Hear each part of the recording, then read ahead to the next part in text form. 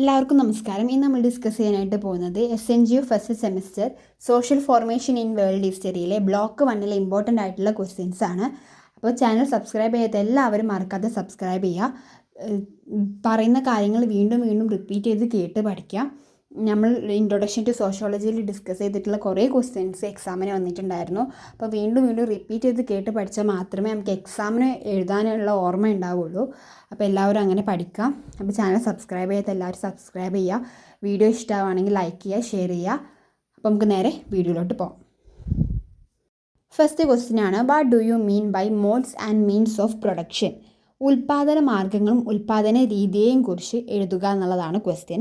അപ്പോൾ ഉൽപ്പാദന മാർഗ്ഗങ്ങൾ എന്ന് പറയുന്നത് വസ്തുക്കളും സേവനങ്ങളും ഉൽപ്പാദിപ്പിക്കാൻ ഉപയോഗിക്കുന്ന എല്ലാ ഭൗതിക വിഭവങ്ങളെയും ഉൽപ്പാദന മാർഗ്ഗങ്ങൾ എന്ന് പറയുന്നു. അപ്പോൾ വസ്തുക്കളും സേവനങ്ങളും ഉൽപ്പാദിപ്പിക്കാൻ ഉപയോഗിക്കുന്ന എല്ലാ ഭൗതിക വിഭവങ്ങളെയും ഉൽപ്പാദന മാർഗ്ഗങ്ങൾ എന്ന് പറയുന്നു. ഓക്കെ, അപ്പോൾ ഉൽപ്പാദന രീതി എന്ന് പറഞ്ഞാൽ എന്താണ്? ഒരു സമൂഹത്തിൽ ഉൽപ്പാദനം എങ്ങനെ സംഘടിക്കപ്പെടുന്നു എന്നതിനെയാണ് ഉൽപ്പാദന രീതി എന്ന് പറയുന്നത്.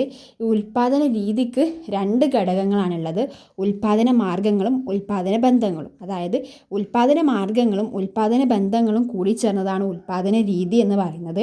ഉൽപ്പാദന ബന്ധങ്ങൾ എന്ന് പറഞ്ഞാൽ ഉൽപ്പാദന ഉപാധികൾ ആരുടെ ഉടമസ്ഥതയിലാണ്, തൊഴിലാളികളും ഉടമകളും തമ്മിലുള്ള ബന്ധം എങ്ങനെയാണ് എന്നതാണ്. ഉൽപ്പാദന മാർഗ്ഗങ്ങൾ എന്ന് പറഞ്ഞാൽ എന്താണ്? വസ്തുക്കളും സേവനങ്ങളും ഉൽപ്പാദിപ്പിക്കാൻ ഉപയോഗിക്കുന്ന എല്ലാ ഭൗതിക വിഭവങ്ങളെയും ഉൽപ്പാദന മാർഗ്ഗങ്ങൾ എന്ന് പറയുന്നു. അപ്പം ഉൽപ്പാദന മാർഗ്ഗങ്ങളും ഉൽപ്പാദന ബന്ധങ്ങളും കൂടി ചേർന്നതാണ് ഉൽപ്പാദന രീതി എന്ന് പറയുന്നത്. അപ്പോൾ ഉൽപ്പാദന മാർഗ്ഗങ്ങളും ഉൽപ്പാദന രീതികളും ഡിഫറൻഷ്യേറ്റ് ചെയ്യാൻ ചോദിക്കുകയാണെന്നുണ്ടെങ്കിൽ ഉൽപ്പാദന മാർഗ്ഗങ്ങൾ എന്ന് പറയുന്നത് ഉൽപ്പാദനത്തിന് ഉപയോഗിക്കുന്ന ഭൗതിക വിഭവങ്ങളെയാണ് ഉൽപ്പാദന മാർഗ്ഗങ്ങൾ എന്ന് പറയുന്നത്. ഉൽപ്പാദന രീതി എന്ന് പറയുന്നത് ഉൽപ്പാദനം സംഘടിപ്പിക്കുന്ന സമ്പൂർണ്ണ സംവിധാനത്തെയാണ് ഉൽപ്പാദന രീതി എന്ന് പറയുന്നത്. അപ്പോൾ ഉൽപ്പാദന മാർഗ്ഗങ്ങളിൽ ഭൂമി, യന്ത്രം, ഫാക്ടറി, അസംസ്കൃത വസ്തുക്കൾ എന്നിവയാണ് ഉണ്ടാവുക. ഉൽപ്പാദന രീതി എന്ന് പറയുന്നത് ഉൽപ്പാദന മാർഗ്ഗങ്ങളും ഉൽപ്പാദന ബന്ധങ്ങളും ചേർന്നതാണ് ഉൽപ്പാദന രീതി എന്ന് പറയുന്നത്. അടുത്ത ക്വസ്റ്റ്യൻ ആണ്, what R changes occur in modes and means of production? ഉൽപ്പാദന മാർഗ്ഗങ്ങളിലും ഉൽപ്പാദന രീതിയിലും സംഭവിക്കുന്ന മാറ്റങ്ങളെക്കുറിച്ചാണ് ചോദിച്ചിട്ടുള്ളത്. അപ്പോൾ ഉൽപ്പാദന രീതിയിലും ഉൽപ്പാദന മാർഗ്ഗങ്ങളിലും വന്നിട്ടുള്ള മാറ്റങ്ങളാണ് സാങ്കേതിക വിദ്യയുടെ വികസനം, ഉടമസ്ഥതയിലെ മാറ്റം, തൊഴിലാളി ഉടമ ബന്ധത്തിലെ മാറ്റം, ഉൽപ്പാദനശേഷി വർദ്ധിക്കുന്നു, പഴയ ഉൽപ്പാദന രീതി പുതിയ രീതിക്ക് വഴിമാറുന്നു, സാമൂഹിക മാറ്റം സംഭവിക്കുന്നു. അപ്പം സാങ്കേതിക വിദ്യയുടെ വികസനം, ഉടമസ്ഥതയിലെ മാറ്റം, തൊഴിലാളി ഉടമ ബന്ധത്തിലെ മാറ്റം, ഉൽപ്പാദനശേഷി വർദ്ധിക്കുന്നു, പഴയ ഉൽപ്പാദന രീതി പുതിയ രീതിക്ക് വഴിമാറുന്നു, സാമൂഹിക മാറ്റം സംഭവിക്കുന്നു. അപ്പോൾ ഇത്രയും കാര്യങ്ങളാണ് ഉൽപ്പാദന മാർഗ്ഗങ്ങളിലും ഉൽപ്പാദന രീതിയിലും സംഭവിച്ച പ്രധാന മാറ്റങ്ങൾ. അടുത്ത ക്വസ്റ്റ്യൻ ആണ്, what do you mean by feudalism? സാമന്ത വ്യവസ്ഥ എന്നാൽ എന്ത് എന്നുള്ളതാണ് ക്വസ്റ്റ്യൻ. ഫ്യൂഡലിസം എന്നത് ഭൂപ്രഭുക്കളുടെ ഉടമസ്ഥയിലായിരിക്കുകയും കർഷകർ ആ ഭൂമിയിൽ ജോലി ചെയ്ത് വിളവിൻ്റെ ഒരു ഭാഗം ഭൂപ്രഭുക്കൾക്ക് നൽകുകയും ചെയ്യുന്ന സാമൂഹ്യ സാമ്പത്തിക വ്യവസ്ഥയാണ് ഫ്യൂഡലിസം അല്ലെങ്കിൽ സാമന്ത വ്യവസ്ഥ എന്ന് പറയുന്നത്. അപ്പോൾ എന്താണ്? ഭൂപ്രഭുക്കളുടെ ഉടമസ്ഥയിലായിരിക്കുകയും കർഷകർ ആ ഭൂമിയിൽ ജോലി ചെയ്ത് അതിൻ്റെ വിളവിൻ്റെ ഒരു ഭാഗം ഭൂപ്രഭുക്കൾക്ക് നൽകുകയും ചെയ്യുന്ന സാമൂഹ്യ സാമ്പത്തിക വ്യവസ്ഥയാണ് സാമന്ത വ്യവസ്ഥ അല്ലെങ്കിൽ ഫ്യൂഡലിസം എന്ന് പറയുന്നത്. അപ്പോൾ ഫ്യൂഡലിസത്തിൻ്റെ സവിശേഷതകളാണ്, ഭൂമിയുടെ ഉടമസ്ഥ ഭൂപ്രഭുക്കൾക്കായിരിക്കും, കർഷകർ ഭൂമിയിൽ കൃഷി ചെയ്ത് ഭൂപ്രഭുക്കൾക്ക് സേവനം ചെയ്തു, കൃഷിയായിരുന്നു പ്രധാന സാമ്പത്തിക പ്രവർത്തനം, സമൂഹത്തിൽ അസമത്വവും വർഗവ്യത്യാസവും നിലനിന്നിരുന്നു, ഭൂമിയായിരുന്നു പ്രധാന ഉൽപ്പാദന മാർഗം. അപ്പോൾ ഇതാണ് സവിശേഷതകൾ, അതായത് ഫ്യൂഡലിസത്തിൻ്റെ സവിശേഷതകൾ ഇത്രയും കാര്യങ്ങളാണ്. ഭൂമിയുടെ ഉടമസ്ഥത ഭൂപ്രഭുക്കൾക്കായിരുന്നു, കർഷകർ ഭൂമിയിൽ കൃഷി ചെയ്ത് ഭൂപ്രഭുക്കൾക്ക് സേവനം ചെയ്തു, കൃഷിയായിരുന്നു പ്രധാന സാമ്പത്തിക പ്രവർത്തനം, സമൂഹത്തിൽ അസമത്വവും വർഗവ്യത്യാസവും നിലനിന്നിരുന്നു, ഭൂമിയായിരുന്നു പ്രധാന ഉൽപ്പാദന മാർഗം. അടുത്ത ക്വസ്റ്റ്യൻ ആണ്, analyse the impact of industrialisation on urbanisation and traditional artisanal crafts എന്നാണ്. അതായത് വ്യവസായവൽക്കരണം നഗരവൽക്കരണത്തിലും പരമ്പരാഗത കരകൗശല തൊഴിലുകളിലും ചെലുത്തിയ സ്വാധീനം വിശകലനം ചെയ്യുക എന്നുള്ളതാണ് ക്വസ്റ്റ്യൻ. വ്യവസായവൽക്കരണം നഗരവൽക്കരണത്തെ എങ്ങനെയാണ് സ്വാധീനിച്ചതെന്നാണ് ആദ്യം നോക്കുന്നത്. ഫാക്ടറികളും വ്യവസായങ്ങളും നഗരങ്ങളിൽ സ്ഥാപിക്കപ്പെട്ടു. തൊഴിൽ തേടി ഗ്രാമങ്ങളിൽ നിന്ന് ആളുകൾ നഗരങ്ങളിലേക്ക് കുടിയേറി. നഗരങ്ങളുടെ ജനസംഖ്യയും അടിസ്ഥാന സൗകര്യങ്ങളും വർദ്ധിച്ചു. ഗതാഗതം, വിദ്യാഭ്യാസം, ആരോഗ്യം തുടങ്ങിയ സേവനങ്ങൾ വികസിച്ചു. അതേസമയം തിരക്ക്, മലിനീകരണം, ചേരികൾ, തൊഴിലില്ലായ്മ തുടങ്ങിയ പ്രശ്നങ്ങൾ വർദ്ധിച്ചു. അപ്പോൾ ഈ രീതിയിലാണ് വ്യവസായവൽക്കരണം നഗരവൽക്കരണത്തെ സ്വാധീനിച്ചത്. ഈ പരമ്പരാഗത കരകൗശല വിദ്യ എങ്ങനെയാണ് സ്വാധീനിച്ചത് നോക്കാം. യന്ത്രങ്ങൾ ഉപയോഗിച്ച് ഉൽപ്പാദനം വർദ്ധിച്ചതോടെ കൈത്തൊഴിലുകളുടെ പ്രാധാന്യം കുറഞ്ഞു. കൈകൊണ്ട് നിർമ്മിച്ച ഉൽപ്പന്നങ്ങൾക്കുള്ള ആവശ്യകത കുറഞ്ഞു. പല കരകൗശല തൊഴിലാളികൾക്കും തൊഴിൽ നഷ്ടപ്പെട്ടു. എന്നിരുന്നാലും ചില പരമ്പരാഗത കലകളും കരകൗശലങ്ങളും പ്രത്യേക വിപണികളിലൂടെ ഇന്നും നിലനിൽക്കുന്നു. ഈ തരത്തിലാണ് കരകൗശല വിദ്യയെ വ്യവസായവൽക്കരണം സ്വാധീനിച്ചത്. അപ്പോൾ വ്യവസായവൽക്കരണം എന്താണ് നഗരവൽക്കരണത്തെ നല്ല രീതിയിലാണ് സ്വാധീനിച്ചത്. എന്നാൽ പരമ്പരാഗത കരകൗശല തൊഴിലുകൾക്ക് അതൊരു വലിയ തിരിച്ചടിയാവുകയും ചെയ്തു. അപ്പോൾ ഇത്രയും കാര്യങ്ങളാണ് ഈ ഒരു ക്വസ്റ്റ്യൻ ചോദിച്ചാൽ എഴുതേണ്ടത്. Analyse the impact of industrialisation on urbanisation and traditional artisanal crafts എന്നുള്ള ക്വസ്റ്റ്യൻ ചോദിക്കുകയാണെങ്കിൽ ഇതാണ് എഴുതേണ്ടത്. അടുത്ത ക്വസ്റ്റ്യൻ ആണ് what do you mean by guild system? Guild സമ്പ്രദായം എന്നാൽ എന്ത് എന്നുള്ളതാണ് ക്വസ്റ്റ്യൻ. ഗിൽഡ് സമ്പ്രദായം എന്നത് ഒരേ തൊഴിൽ ചെയ്യുന്ന കരകൗശല തൊഴിലാളികളുടെയോ വ്യാപാരികളുടെയോ സംഘടനയാണ്. അതായത് ഗിൽഡ് സമ്പ്രദായം എന്നത് ഒരേ തൊഴിൽ ചെയ്യുന്ന കരകൗശല തൊഴിലാളികളുടെയോ വ്യാപാരികളുടെയോ സംഘടനയാണ് ഗിൽഡ് സമ്പ്രദായം എന്ന് പറയുന്നത്. അപ്പോൾ ഇതിൻ്റെ സവിശേഷതകൾ എന്താണ്? ഗിൽഡ് സമ്പ്രദായത്തിൻ്റെ സവിശേഷതകളാണ്: ഒരേ തൊഴിൽ ചെയ്യുന്നവരുടെ സംഘടനയാണ്, ഉൽപ്പന്നങ്ങളുടെ ഗുണനിലവാരം നിയന്ത്രിച്ചു, വിലയും ഉൽപ്പാദനവും നിയന്ത്രിച്ചു, അംഗങ്ങളുടെ അവകാശങ്ങളും താൽപ്പര്യങ്ങളും സംരക്ഷിച്ചു, പരിശീലനത്തിലൂടെ പുതിയ കരകൗശല തൊഴിലാളികളെ വളർത്തി. അപ്പോൾ ഇതാണ് ഗിൽഡ് സിസ്റ്റത്തിൻ്റെ സവിശേഷതകൾ എന്ന് പറയുന്നത്. അടുത്ത ക്വസ്റ്റ്യൻ ആണ് describe the common modes of production during the guild system. Guild സമ്പ്രദായ കാലത്ത് പൊതുവായ ഉൽപ്പാദന രീതിയെക്കുറിച്ച് വിശദീകരിക്കുക എന്നുള്ളതാണ് ക്വസ്റ്റ്യൻ. ഗിൽഡ് സമ്പ്രദായത്തിൽ ഉൽപ്പാദനം ചെറുകിട കരകൗശലശാലകളിലായിരുന്നു.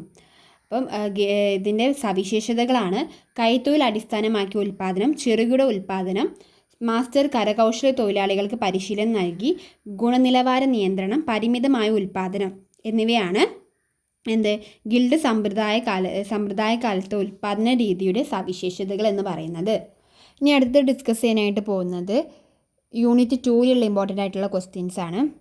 ഫസ്റ്റ് ക്വസ്റ്റ്യൻ ആണ് examine the emergence of the concept of private property in human society. മനുഷ്യ സമൂഹങ്ങളിൽ സ്വകാര്യ സ്വത്തിൻ്റെ ആശയം എങ്ങനെ രൂപപ്പെട്ടു എന്നുള്ളതാണ് ക്വസ്റ്റ്യൻ. സ്വകാര്യ സ്വത്ത് എന്നാൽ എന്തെന്നുള്ളതാണ് ആദ്യം പറയുന്നത്. സ്വകാര്യ സ്വത്ത് എന്നത് ഭൂമി, വീട്, കന്നുകാലികൾ, ഉപകരണങ്ങൾ, സമ്പത്ത് തുടങ്ങിയവ ഒരു വ്യക്തിയുടെയോ കുടുംബത്തിൻ്റെയോ സ്വയം ഉടമസ്ഥതയിലുള്ളതാണെന്ന ആശയമാണ് സ്വകാര്യ സ്വത്ത് എന്ന് പറയുന്നത്. ഇതെങ്ങനെയാണ് രൂപപ്പെട്ടത് എന്നുള്ളതാണ് അടുത്തത് നോക്കാനായിട്ട് പോകുന്നത്. ഇനി അടുത്തത് പറയാനായിട്ട് പോകുന്നത് എങ്ങനെയാണ് ഈ പ്രൈവറ്റ് പ്രോപ്പർട്ടി എന്നുള്ള ആശയം സമൂഹത്തിലേക്ക് എത്തിയത് എന്നുള്ളതാണ്. അപ്പോൾ ഇതൊരു കുറേ സ്റ്റേജസ് ആയിട്ടാണ് നടന്നിട്ടുണ്ടായിരുന്നത്. ഫസ്റ്റ് സ്റ്റേജാണ് വേട്ടയാടലും ഭക്ഷണ ശേഖരണ സമൂഹവും. അതായത് ഇതിൽ സ്വകാര്യ ഭൂമി ഉടമസ്ഥത ഉണ്ടായിരുന്നില്ല, വിഭവങ്ങൾ എല്ലാവരും ചേർന്ന് ഉപയോഗിച്ചു. സെക്കൻഡ് സ്റ്റേജാണ് കാർഷിക സമൂഹം. കൃഷി ആരംഭിച്ചു, ഭൂമിയുടെയും കന്നുകാലിയുടെയും സ്വകാര്യ ഉടമസ്ഥത രൂപപ്പെട്ടു, മിച്ചോൽപാദനം ഉണ്ടായി. മൂന്നാമത്തേതാണ് നാഗരികതയുടെ വളർച്ച. സ്വത്തവകാശ നിയമങ്ങൾ രൂപപ്പെട്ടു, സ്വത്ത് വാങ്ങാനും വിൽക്കാനും പാരമ്പര്യമായി കൈമാറാനും തുടങ്ങി. നാലാമതാണ് ഫ്യൂഡൽ സമൂഹം. ഭൂമിയായിരുന്നു പ്രധാന സ്വത്ത്, സാമന്തന്മാരുടെ ഭൂമിയുടമസ്ഥ ശക്തമായി. അഞ്ചാമതാണ് മുതലാളിത്ത സമൂഹം. ഫാക്ടറികളും യന്ത്രങ്ങളും സ്ഥാപനങ്ങളും സ്വകാര്യ സ്വത്തായി. സ്വകാര്യ സ്വത്ത് മുതലാളിത്തത്തിൻ്റെ അടിസ്ഥാനമായി മാറി. അപ്പോൾ ഇതാണ് stages of emergence of private property, stages of the emergence of the private property എന്നുള്ള, അതായത് ഇതിൻ്റെ സ്റ്റേജസ്, പ്രൈവറ്റ് പ്രോപ്പർട്ടി എന്നുള്ള ആശയം സമൂഹങ്ങളിലേക്ക് എത്തിയിട്ടുള്ള സ്റ്റേജസ് ആണ്. വേട്ടയാടലും ഭക്ഷണ ശേഖരണ സമൂഹം, കാർഷിക സമൂഹം, നാഗരികതയുടെ വളർച്ച, ഫ്യൂഡൽ സമൂഹം, മുതലാളിത്ത സമൂഹം എന്നത്. അടുത്ത ക്വസ്റ്റ്യൻ ആണ് examine the private property on the evolution of society. സമൂഹത്തിൻ്റെ പരിണാമത്തിൽ സ്വകാര്യ സ്വത്തിൻ്റെ സ്വാധീനം പരിശോധിക്കുക എന്നുള്ളതാണ്. അപ്പോൾ സ്വകാര്യ സ്വത്തിൻ്റെ സാമൂഹിക പരിണാമത്തിലുള്ള സ്വാധീനമാണ് പറയാനായിട്ട് പോകുന്നത്. കാർഷിക സമൂഹത്തിൻ്റെ വികാസം, സമ്പത്തിൻ്റെ ശേഖരണവും അസമത്വവും, സാമൂഹിക വർഗങ്ങളുടെ രൂപീകരണം, രാഷ്ട്രത്തിൻ്റെയും നിയമത്തിൻ്റെയും വളർച്ച, വ്യവസായവൽക്കരണവും മുതലാളിത്തവും, വർഗസംഘർഷം, സാമ്പത്തിക പുരോഗതി, ഇത്രയും കാര്യങ്ങളാണ് സ്വകാര്യ സ്വത്തിൻ്റെ സാമൂഹിക പരിണാമത്തിലുള്ള സ്വാധീനം എന്ന് പറയുന്നത്. അടുത്ത ക്വസ്റ്റ്യനാണ് how did the private property linked to economic political and social system of any society. ഒരു സമൂഹത്തിൻ്റെ സാമ്പത്തിക, രാഷ്ട്രീയ, സാമൂഹിക വ്യവസ്ഥകളുമായി സ്വകാര്യ സ്വത്ത് എങ്ങനെ ബന്ധപ്പെട്ടിരിക്കുന്നു എന്നുള്ളതാണ് ക്വസ്റ്റ്യൻ. അപ്പോൾ ഫസ്റ്റ് പറയാനായിട്ട് പോകുന്നത് സാമ്പത്തിക വ്യവസ്ഥയുമായിട്ടുള്ള ബന്ധമാണ്. ഭൂമി, ഫാക്ടറികൾ, യന്ത്രങ്ങൾ തുടങ്ങിയ ഉൽപ്പാദന ഉപാധികളുടെ ഉടമസ്ഥത സ്വകാര്യ വ്യക്തികൾക്കാണ്. സമ്പത്ത് സൃഷ്ടിക്കാനും നിക്ഷേപം നടത്താനും തൊഴിലവസരങ്ങൾ വർദ്ധിപ്പിക്കാനും സഹായിക്കുന്നു. സമ്പത്തിൻ്റെ അസമമായ വിതരണം സാമ്പത്തിക അസമത്വത്തിന് കാരണമാകുന്നു. ഇനി അടുത്തത് പറയാനായിട്ട് പോകുന്നത് രാഷ്ട്രീയ വ്യവസ്ഥയുമായിട്ടുള്ള ബന്ധമാണ്.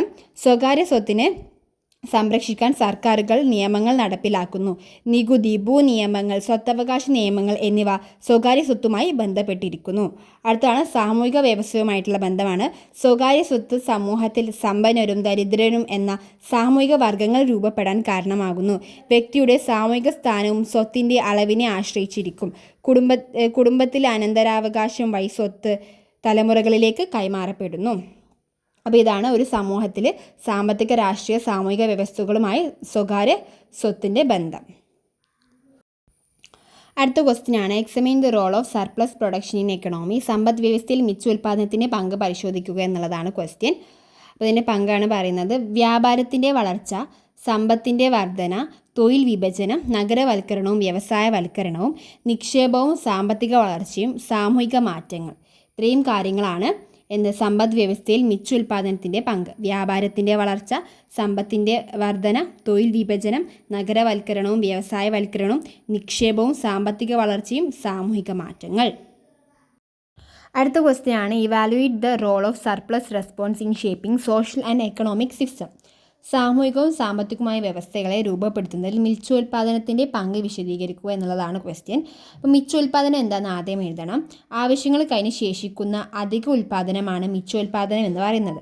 അപ്പോൾ സാമൂഹിക വ്യവസ്ഥയിലെ പങ്കാണ് ആദ്യം പറയുന്നത്. മിച്ചോൽപാദനം സാമൂഹിക വ്യവസ്ഥയിൽ നൽകിയ പങ്കാണ് സാമൂഹിക വർഗങ്ങളുടെ രൂപീകരണം, തൊഴിൽ വിഭജനം, നഗരവൽക്കരണം. അടുത്തത് പറയുന്നത് സാമ്പത്തിക വ്യവസ്ഥയിലെ പങ്കാണ് മിച്ചോൽപാദനത്തിൻ്റെ വ്യാപാരത്തിൻ്റെ വളർച്ച, സമ്പത്തിൻ്റെ വർധന, നിക്ഷേപവും വ്യവസായവൽക്കരണവും. അപ്പോൾ ഇത് കാരണം ഉണ്ടായ ഗുണങ്ങളാണ് സാമ്പത്തിക വളർച്ച, തൊഴിൽ വിഭജനം, വ്യവസായ വികസനം. ഇത് കാരണം ഉണ്ടായ ദോഷങ്ങളാണ് സാമൂഹിക അസമത്വം, വർഗസംഘർഷം.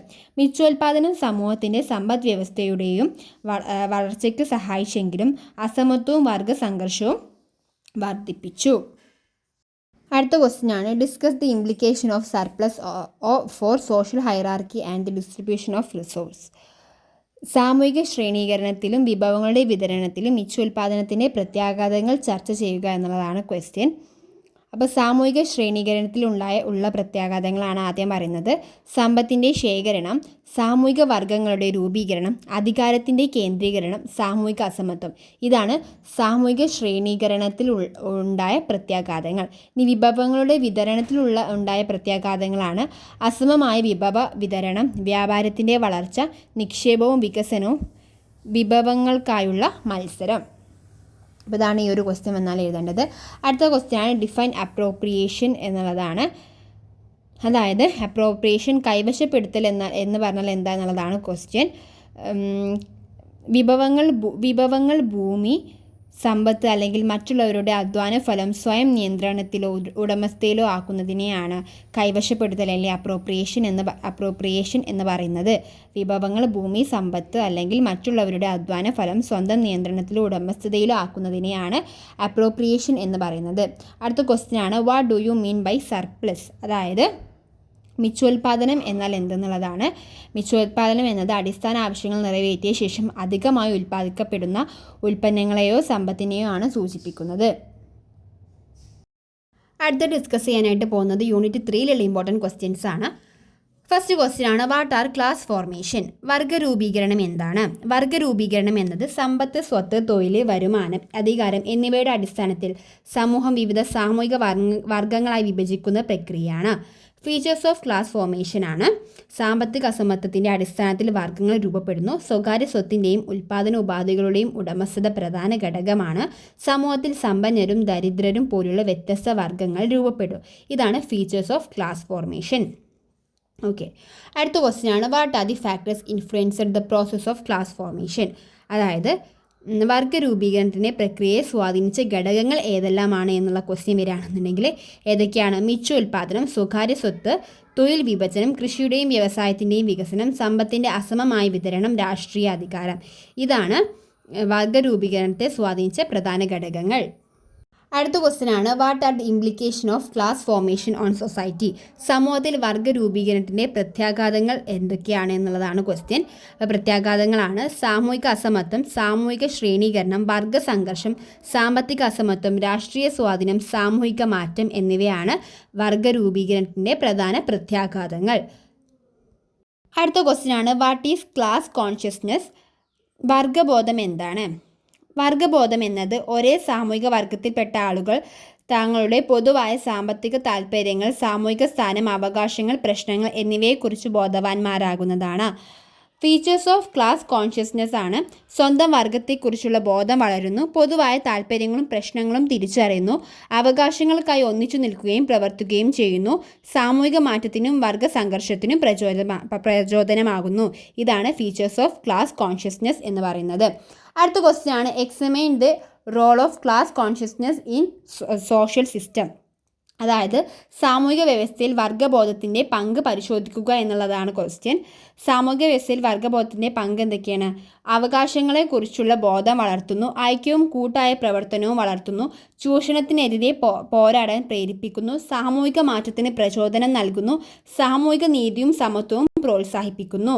ഇതാണ് സാമൂഹിക വ്യവസ്ഥയിൽ വർഗബോധത്തിൻ്റെ പങ്ക്. അടുത്ത ക്വസ്റ്റ്യൻ ആണ്, what are the role of class consciousness in the evolution of society? സമൂഹത്തിൻ്റെ പരിണാമത്തിൽ വർഗബോധത്തിൻ്റെ പങ്ക് വിശദീകരിക്കുക എന്നുള്ളതാണ് ക്വസ്റ്റ്യൻ. അപ്പോൾ എന്താണ്? ചൂഷണത്തെ തിരിച്ചറിയാൻ സഹായിക്കുന്നു, ഐക്യവും സംഘടനയും വളർത്തുന്നു, സാമൂഹിക മാറ്റത്തിന് പ്രചോദനമാകുന്നു, സമത്വവും സാമൂഹിക നീതിയും പ്രോത്സാഹിപ്പിക്കുന്നു, ജനാധിപത്യത്തിൻ്റെ വളർച്ചയ്ക്ക് സഹായിക്കുന്നു, വർഗസംഘർഷത്തിന് കാരണമാകുന്നു. ഇതാണ് സമൂഹത്തിൻ്റെ പരിണാമത്തിൽ വർഗബോധത്തിനുള്ള പങ്ക്. ഇനി ഡിസ്കസ് ചെയ്യാനായിട്ട് പോകുന്നത് യൂണിറ്റ് 4 ഇമ്പോർട്ടൻറ്റ് ക്വസ്റ്റ്യൻസ് ആണ്. ഫസ്റ്റ് ക്വസ്റ്റ്യൻ ആണ്, വാട്ട് ഈസ് സോഷ്യൽ ചേഞ്ച്? സാമൂഹിക മാറ്റം എന്താണ്? സാമൂഹിക മാറ്റം എന്നത് ഒരു സമൂഹത്തിൻ്റെ ഘടന, സംസ്കാരം, സ്ഥാപനങ്ങൾ, മൂല്യങ്ങൾ, മാനദണ്ഡങ്ങൾ, സാമൂഹിക ബന്ധങ്ങൾ എന്നിവയിൽ കാലക്രമേണ ഉണ്ടാകുന്ന മാറ്റത്തെയാണ് സൂചിപ്പിക്കുന്നത്. സാമൂഹിക മാറ്റം എന്നത് ഒരു സമൂഹത്തിൻ്റെ ഘടന, സംസ്കാരം, സ്ഥാപനങ്ങൾ, മൂല്യങ്ങൾ, മാനദണ്ഡങ്ങൾ, സാമൂഹിക ബന്ധങ്ങൾ എന്നിവയിൽ കാലക്രമേണ ഉണ്ടാകുന്ന മാറ്റത്തെയാണ് സൂചിപ്പിക്കുന്നത്. അടുത്ത ക്വസ്റ്റ്യൻ ആണ്, what are the characteristics of social change?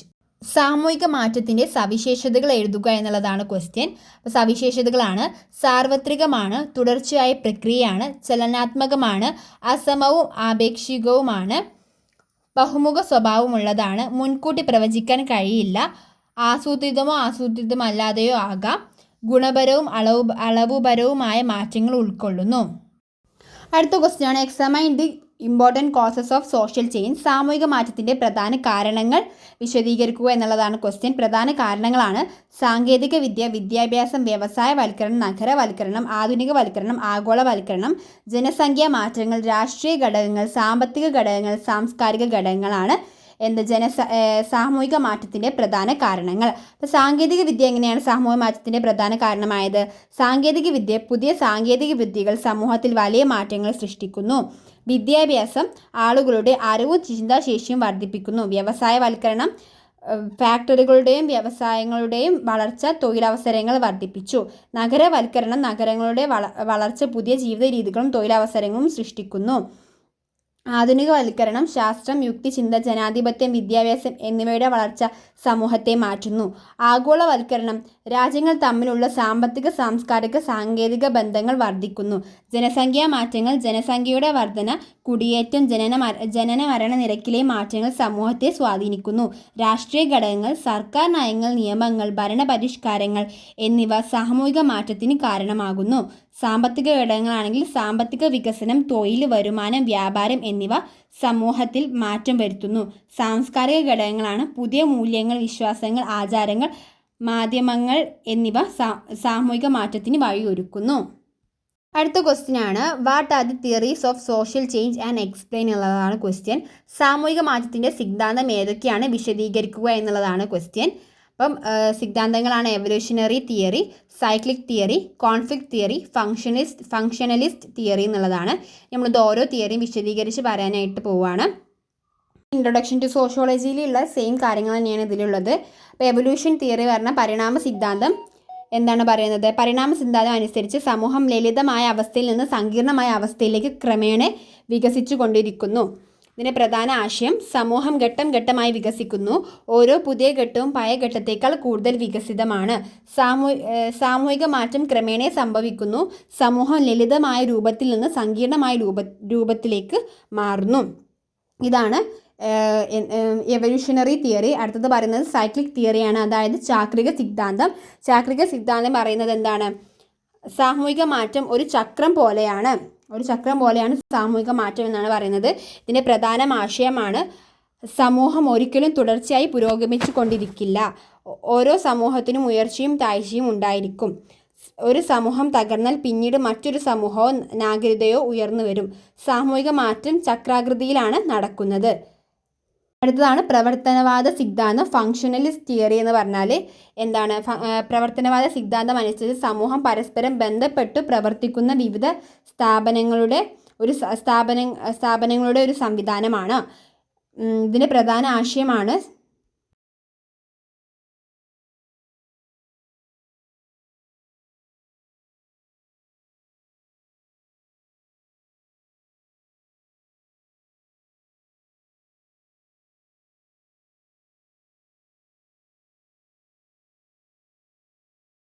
സമൂഹം ഒരു ജീവജാലം പോലെ പ്രവർത്തിക്കുന്നു. സമൂഹത്തിൻ്റെ എല്ലാ സ്ഥാപനങ്ങളും പരസ്പരം ആശ്രയിച്ചിരിക്കുന്നു. ഒരു സ്ഥാപനത്തിന് മാറ്റം വന്നാൽ മറ്റുള്ള സ്ഥാപനങ്ങളിലും മാറ്റം സംഭവിക്കാം. ഇതാണ് ഇതിൻ്റെ പ്രധാന ആശയങ്ങൾ. ഫങ്ഷണലിസ്റ്റ് തിയറി അല്ലെങ്കിൽ പ്രവർത്തനവാദ സിദ്ധാന്തം. അടുത്തത് പറയാനായിട്ട് പോകുന്നത് കോൺഫ്ലിക്റ്റ് തിയറിയാണ്. സംഘർഷ സിദ്ധാന്തം അനുസരിച്ച് സാമൂഹിക മാറ്റത്തിൻ്റെ പ്രധാന കാരണം സമൂഹത്തിലെ വിവിധ വർഗ്ഗങ്ങൾ, ഗ്രൂപ്പുകൾ അല്ലെങ്കിൽ താല്പര്യങ്ങൾ തമ്മിലുള്ള സംഘർഷമാണ്. സംഘർഷ സിദ്ധാന്തം എന്താ പറയുന്നത്, സാമൂഹിക മാറ്റത്തിൻ്റെ പ്രധാന കാരണം സമൂഹത്തിലെ വിവിധ മാർഗ്ഗങ്ങൾ, ഗ്രൂപ്പുകൾ അല്ലെങ്കിൽ താല്പര്യങ്ങൾ തമ്മിലുള്ള സംഘർഷമാണ്. ഇതിൻ്റെ പ്രധാന ആശയമാണ്, സമൂഹത്തിൽ എല്ലാവർക്കും തുല്യമായ അധികാരവും സമ്പത്തും ലഭിക്കുന്നില്ല. സമ്പന്നരും ദരിദ്രരും ഭരണവർഗവും തൊഴിലാളി വർഗവും തമ്മിലുള്ള സംഘർഷം നിലനിൽക്കുന്നു.